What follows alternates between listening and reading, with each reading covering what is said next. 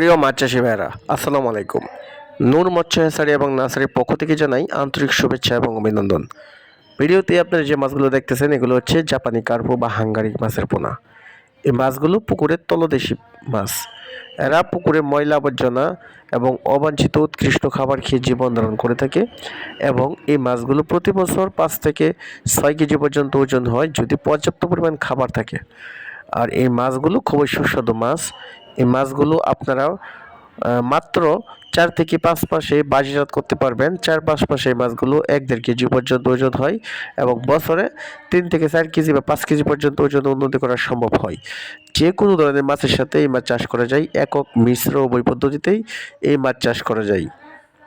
যারা এই মাছের পোনা খুঁজতেছেন ছোট বড় মাঝারি সব সাইজের মাছের পোনা আমাদের কাছে অ্যাভেলেবেল আছে। এই মাছের পোনাগুলো আমরা সমগ্র বাংলাদেশে হোম ডেলিভারিতে বিক্রি করে থাকি।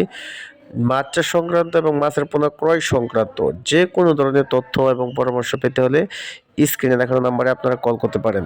আর যে কোনো ধরনের মাছের পোনা আমাদের কাছে অ্যাভেলেবেল রয়েছে। আমরা সমগ্র বাংলাদেশে এই সকল মাছের পোনাগুলো ডেলিভারি দিয়ে থাকি। ধন্যবাদ।